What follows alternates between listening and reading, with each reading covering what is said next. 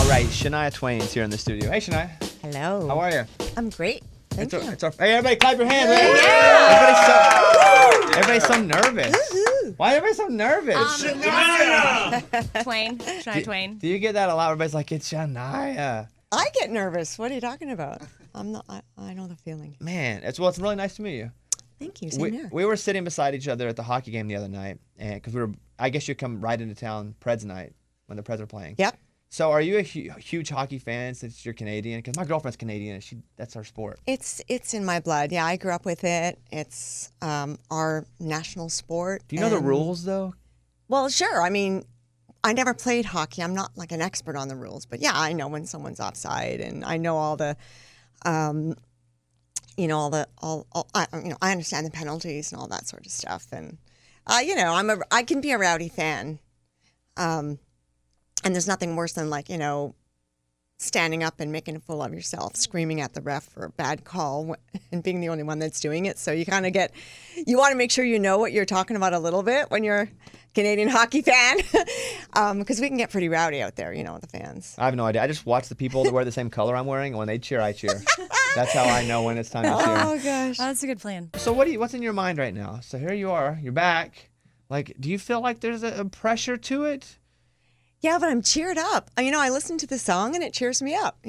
Puts me in a good spirit and really does for me what, the song did for me when I wrote it. It just picked me up, and so it's getting me off to a really good start in enjoying the process again. Jumping in and feeling happy to be here again and grateful and in a good spirit about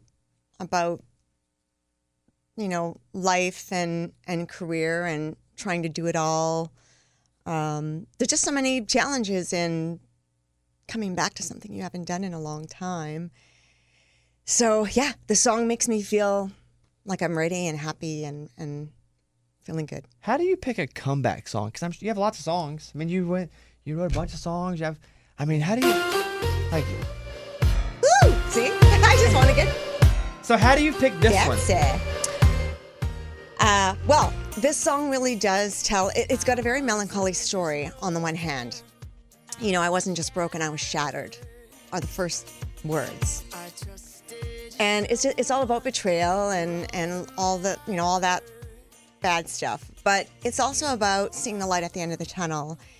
And the song opens up. I mean, it's got this really bouncy music to it with this melancholy story. And I chose it because it tells the truth about where I've been in the transition and where I am now with it. And I wrote, writing's very cathartic for me. This is a good example as a song that I've written that is truly about me and my life and what music does for me. It pulls me out of my slumps. When you're really famous like you, do you have to worry about things like that? Like, do you have someone that's always watching you, like, don't leave forks or tip the proper amount? Do you worry about that kind of stuff? I do not overthink fame. It's just, life's too short. Like if a valet takes your car, are you like, oh, for sure, they just told somebody that they valeted Shania and I only tipped them $20? No. I mean, I just don't think about those things, I forget who I am most of the time. That's what I really prefer to do. I just go about life, and until somebody reminds me of who I am, I forget who I am, and I like it. Well, you are Shania Twain. If we haven't told you Thanks lately. for reminding me, yeah. Holy cow. FYI. So, you have this entire class of female artists, these here, and, the last 5, 6, 7 years, you're like what they grew up listening to. I mean, you're what they admire. And I was with you and you brought up Kelsey Ballerini, who we're very close to, and you guys sang together. We were in California together. That was so fun. And for her, that's like a life-changing thing. But even for me, you're what I listen to on the radio. It's like a flashback for me, years ago in concert. I had so many little kids at the shows. And I just never even imagined or projected myself into the future thinking that one day they're going to be the, kids in their 20s at my shows. Sometimes they're still there with their parents. You see the two generations together. And sometimes it's just the group of college kids coming together to party. And they'll say, oh, you were my first concert. I'm thinking, wow, okay, you're You're a young adult. Okay, how is that possible? So yeah, no, it's true. It's this whole generation of college kids that went to my shows when they were little, or listened to my song from the car seat in the back. Yeah, I want to ask you about this. I remember reading when you had vocal cord, the issue. Yeah. I guess I was in college or right after college. What happened? So what happened to your vocal cords? Because you had to have surgery, right? Like if some pretty No, serious stuff? you can't. This is not. You can't. I can't repair it with surgery. Oh, so it's still a thing. It's an atrophy thing. Yeah. I was tick. I had Lyme's disease. I got bit by a tick, and Wow, that Yeah. made your vocal cords bad? yep. It's Lyme's disease can really get to your neurological system, and it's I don't make a long story short. In all the testing that I did, finally, because the vocal cords look normal in a regular exam, but I've got slight atrophy on both cords. The nerves are damaged in there, and so I had to get 5 long needles. You get 5 long needles into your larynx, and then they read your nerve activity. Yeah, that's what.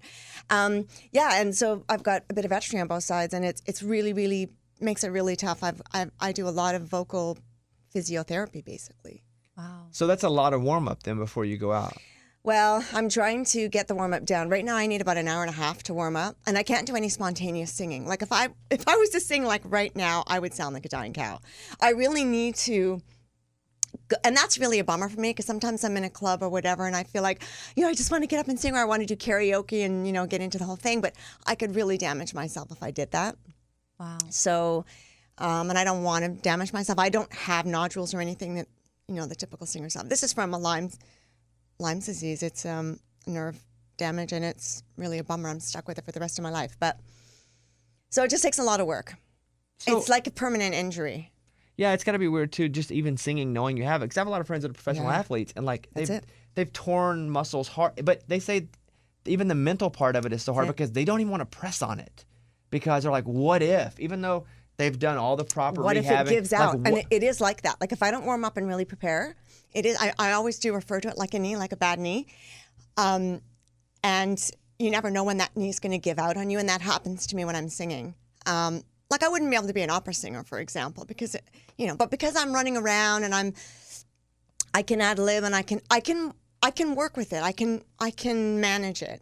And I'm just so determined. Like I couldn't sing for a long, long time, and I could barely yell out for my dog. It's really, really because the air escapes from the, it's very technical, Man. But I was just really determined to get to the bottom of it and find out what I could do about it. And little by little, I realized that I could do this. I could do it again.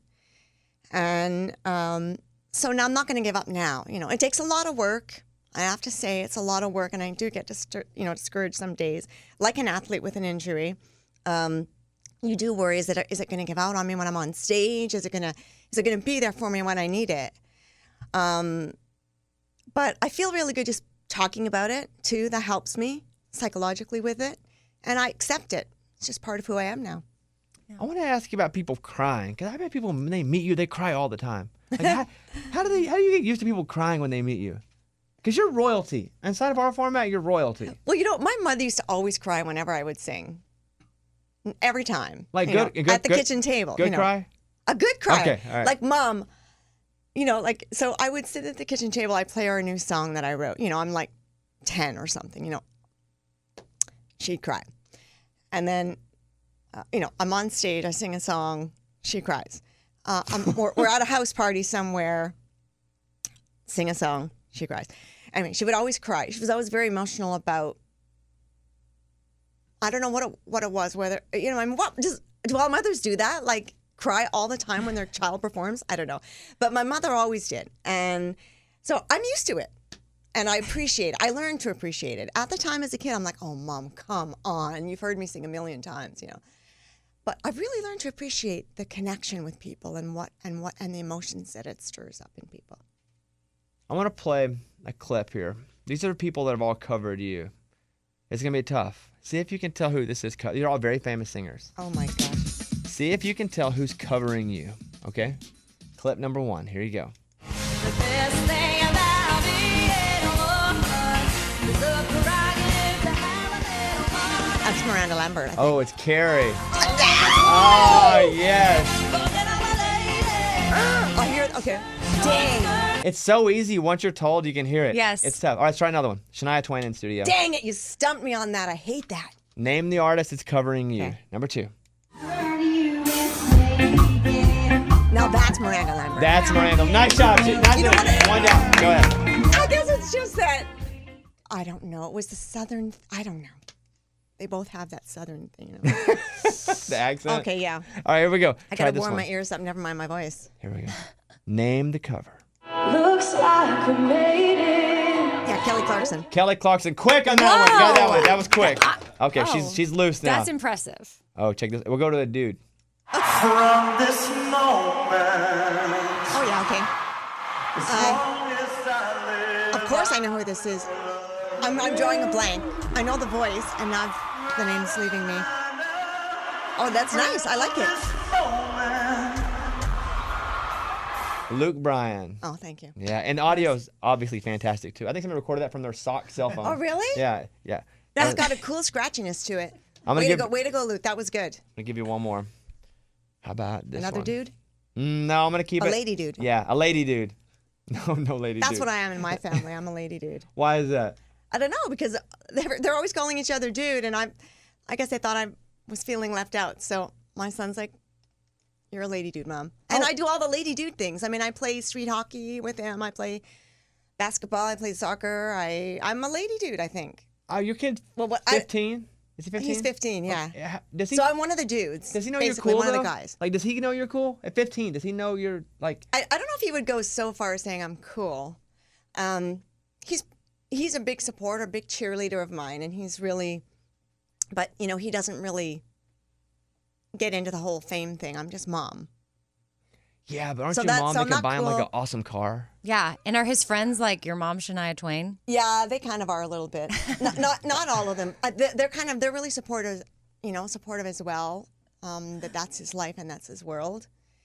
But I think the cool part is more that I think maybe I'm a cool mom. I don't think the Shania thing has anything to do, you know, Yeah. to him. All that aside, you'd still be a cool yeah, mom. Yeah, I'm not really sure how cool he thinks that Do is. friends ever ask you to sing at their wedding? Because I always feel like that would be really awkward. Like if someone's your friend, like, oh, I want to ask you to sing. I know. No, you know, they have, you know, I have so done awkward. that. I know, I have done that, but never like, not in like a band setting, you know, I'll just like get up and do a few lines of something, you know, just to do it. But yeah, no, that does happen. The karaoke's the worst. The pressure on you to go anywhere where anybody's singing. Because everyone's like, I I wonder if know. she's going to get up and sing. I know. Will she get up and sing? But now I can't do that, even if I wanted to. That is kind of a bummer. But yeah, you know, because I got to warm up. I just can't get up there and like, you know, do it. I want to know about this new music. So, I mean, you have a whole record that's going to come out. Mm-hmm. So how many songs are we putting on this thing? 16. Wow. I recorded 21. It was very hard to bring it down, and sometimes I regret bringing it down to 16. But you know, I'm ready to get back into the studio and make another album. So now I've got a head start. You're ready to make another album? I am. I've got so many songs in there, in my head, you know, in my heart. But yeah, there's 16 on this one, and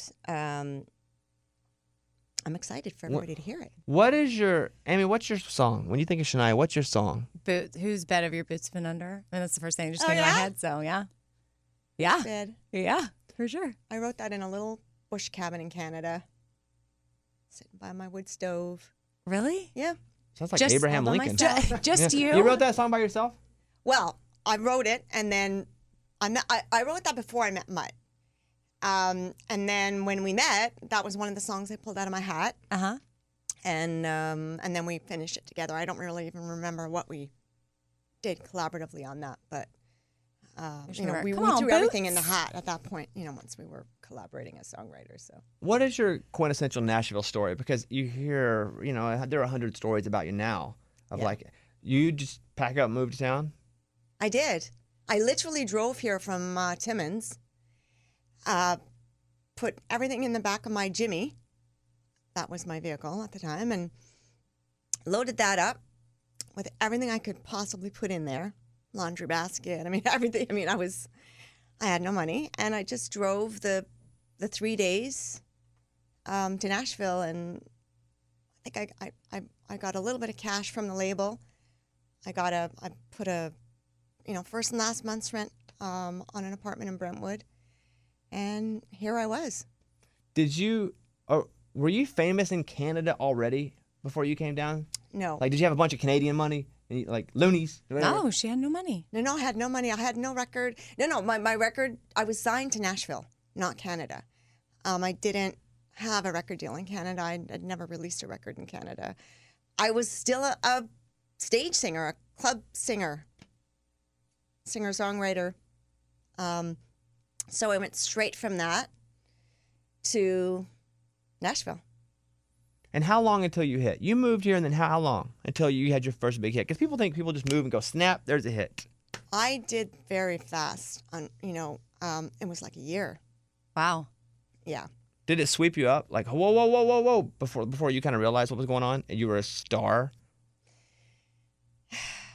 I was so ready for it because, first of all, I was already, by the time I was really what you would consider famous, I was 30.